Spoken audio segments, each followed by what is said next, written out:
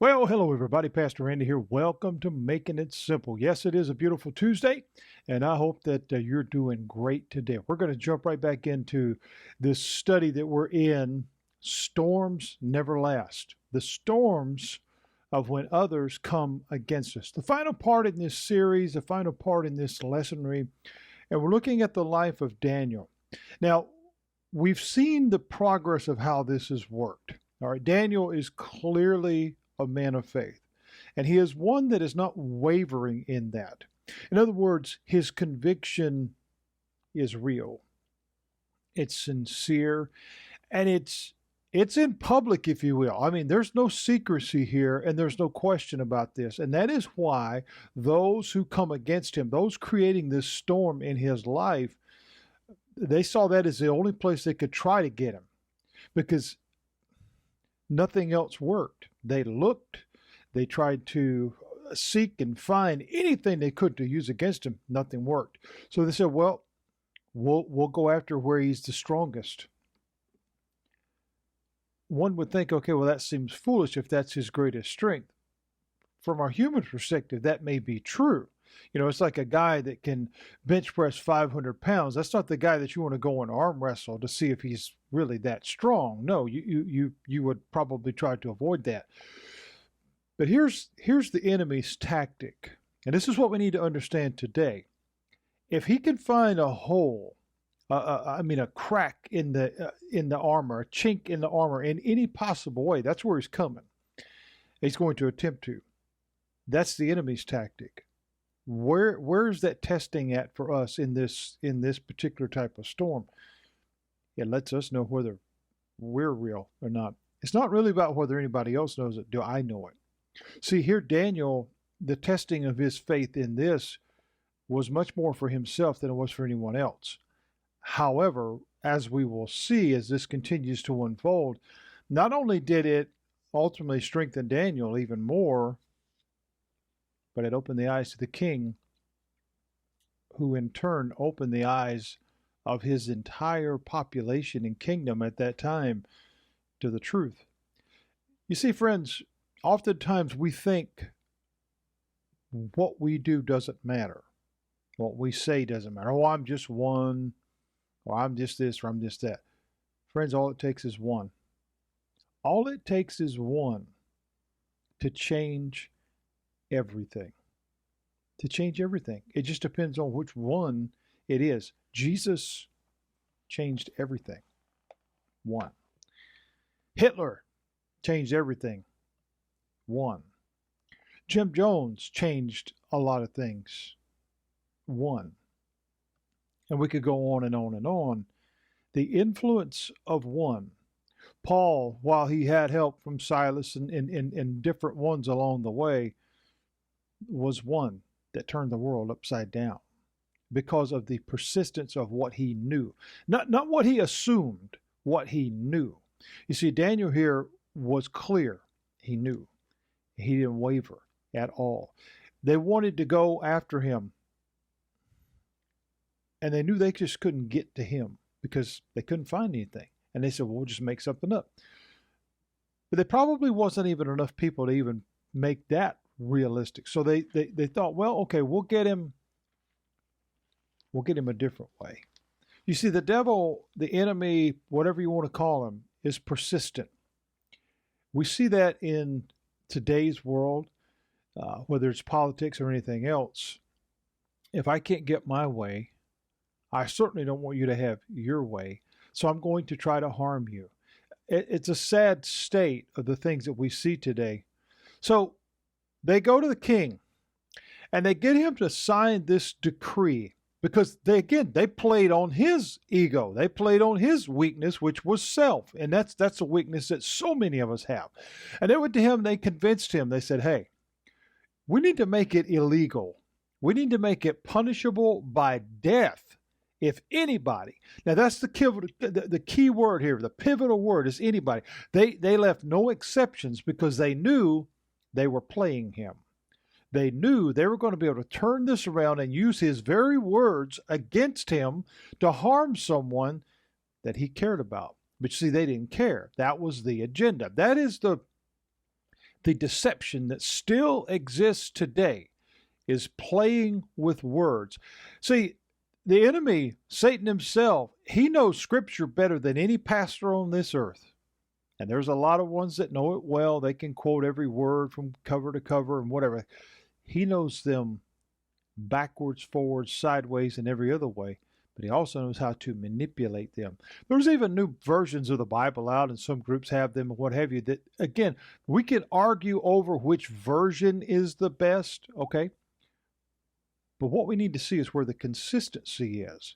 And when sometimes we see just a word, one little word changed, it changes the entire message, it's very important that we find consistency. And I'm here not to endorse any one over the other, but there are things out there that are manipulated. That's how the enemy works, is let's use words, because that's what trips everybody up. What gets most people in trouble today on these videos and stuff? Something they say.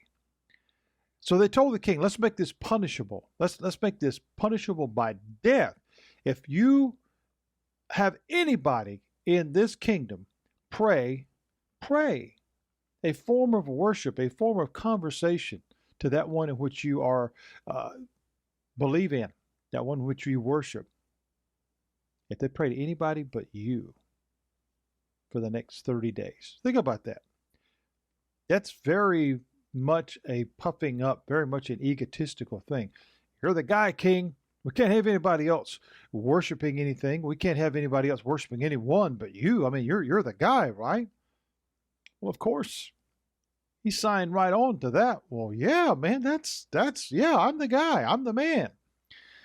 You see, they had ulterior motives here. They knew exactly what they were doing, and so they knew that Daniel, because they wanted to get rid of him so bad. The storm of when others come against us, we have to understand, friends, has no boundaries. None. By hook or crook, it doesn't matter. We want to win at all cost. Even if it's the demise of another, the injury of another, we don't care as long as we win. That is the mindset of the enemy, and it's absolutely the mindset of many in the world today. Whether it's scams and schemes or outright lies and deception, it doesn't matter as long as I'm getting me over. And that's kind of one of the real big problems that we have in the world today. They knew that Daniel, he wasn't going to turn away from his prayer, and he wasn't going to turn away from his faith, and he certainly wasn't going to pray to a false god, and he absolutely was not going to pray to a mortal man. It just wasn't going to happen. They knew this. They knew this. They also knew that if the king signed this, it wasn't going to be changed, because that is the politics of saving face. He was not going to be seen as weak in the eyes of his underlings. He wasn't going to be seen weak in the eyes of the other kings around in the different places because, well, he said something and he went back on it. Just wasn't going to happen. And again, wrong really didn't factor into this. They knew that, because that's how the political world works. That hasn't changed in thousands of years. In other words, what he would be thinking, saying as well, I said it, I got to stand by it. So Daniel, as we've read in the passage from Daniel chapter 6, he heard about this. Obviously, he's in the king's upper echelon. He's in the higher parts of the cabinet. He's in charge. He's a really important person. So obviously he knew. He learned about this order, and it didn't change anything. He was who he was. He was a man of faith. He was not going to change that because the king said so, or anybody else said so. The storm of rejection, in particular in this case, due to his faith, actually only strengthened him, because it was the one solid thing that he had in his life that he knew he could count on. Can you say that? Can I say that? Think about this, friends. The example that we are being shown through the life of another, in particular, not about their daily habits or their eating habits or their whatever whatever, but their faith. It was the most solid part of his life. The job could change, the position could change, health could change, family status could change. All of that is subject to change. It's kind of like an old promoter's cliche statement, whatever. On the bottom of a promotional poster, it would say card subject to change. In other words, that person that's advertised might not be there. There's a possibility. Weather could come, travel could come, plane could be delayed. They just didn't show up, whatever the case. Everything's always subject to change. When you go to bed at night, you might not wake up the same way. Something might be hurting when you get up that wasn't when you went to bed, or there's a multitude of different things. Every day seems different when it comes to all of those different things, the world around us, our physical makeup, whatever. But Daniel shows us there can be at least one consistency, and that can be in our faith life. And the constant is, it's always there. And if we will allow it and lean on it and allow it to, it will actually grow stronger. And that's exactly what we see in the life of Daniel. Faith always finds help in prayer. Think about that for a minute.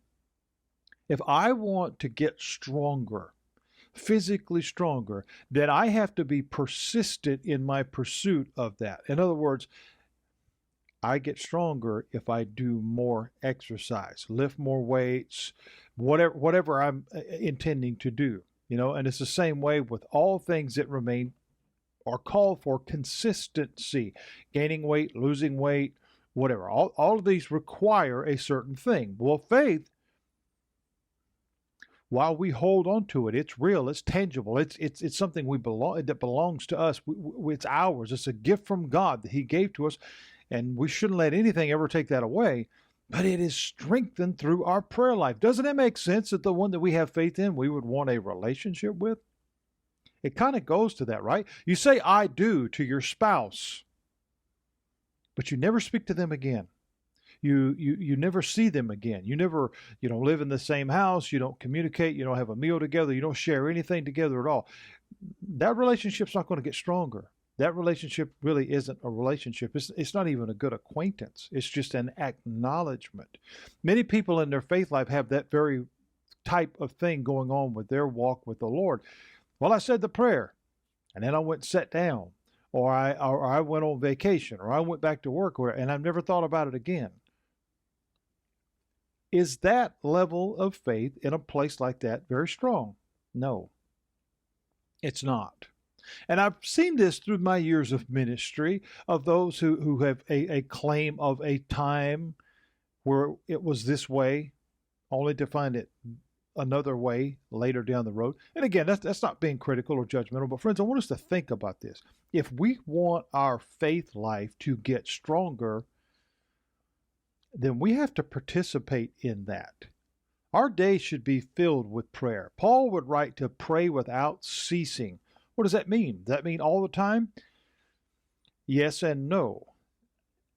Yes, we should always be in a mindset of prayer. From the moment we wake up, thank you, Lord, for another day. Thank you, Lord, for another opportunity. Thank you, Lord, for every breath that I have, for the roof over me, for the food on my table, whatever. All of those things are gratefulness, thankfulness that we've been provided for and taken care of. But also, our prayers for others, our prayers for needs and wants and desires, and the prayer to be able to have a usefulness. I hesitate to ever use the word to be used, because in context in this life, oftentimes to be used is not a good thing. I'd rather be useful. And again, that's just me, but I want us to think about that. I want to be a tool to help create growth in the kingdom. What an honor. What a privilege to be able to share. This is where Daniel was. See, he was able to show through his faith and through his prayer life, I'm real. You can say whatever you want to about me. You don't even have to like me. You don't have to like my character. You don't have to like my looks. You don't have to like my position.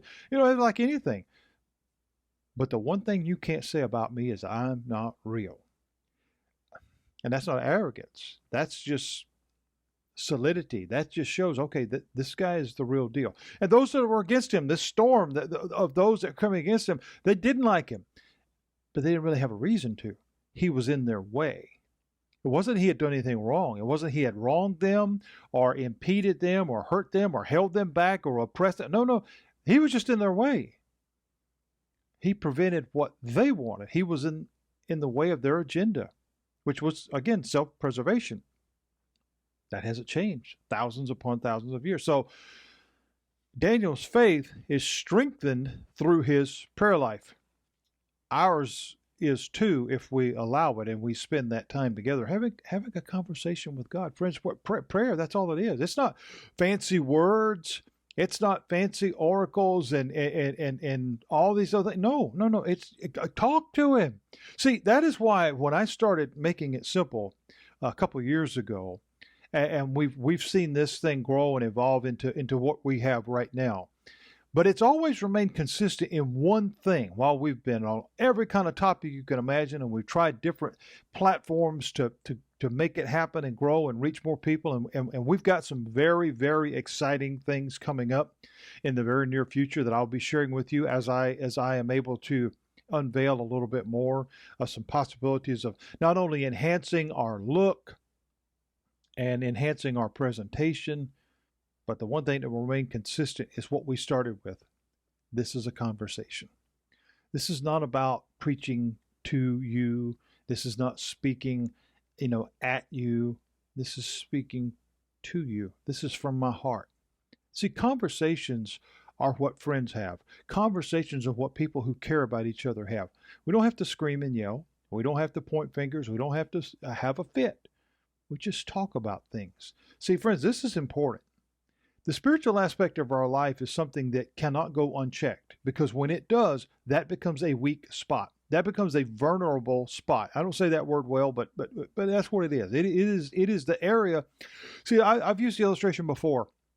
When I was a deputy on the road, we wore the bulletproof vest. Okay, that protected our core, our heart, our lungs, all of our core things, the midsection. But did it protect us totally? No. Our head is exposed. Femoral arteries in our legs are exposed. Our arms and underneath your arms are exposed. Many guys have been shot there where it's gone in right beneath the armpit area, go right into you, damage vital organs. And again, that's not being negative. That's just that's a portion of protection. Our relationship with the Lord needs to be strengthened every day. That gives us complete and total peace of mind that all is well, no matter what. That's the faith that we can have. That's the strength that we can gain by a continual relationship with the Lord. So we see that Daniel's faith is strengthened through his prayer life. Ours can be too. Daniel goes home. He knows about the decree. It's out there. It's real. It's been signed. It's the real thing. The human side of this, the emotional side of this, could very well have been, well, okay, I want to continue to pray, but I'll keep it secret. I'll make sure that nobody knows. I'll just kind of keep that under wraps. But he didn't do that. It wasn't about trying to garner trouble for himself. It wasn't about trying to be, hey, look at me, I'm big and bad. No. This was so important to his life, to his being, to his wellness, mentally, physically, spiritually. He couldn't stop. It was essential in his life. Can we say that?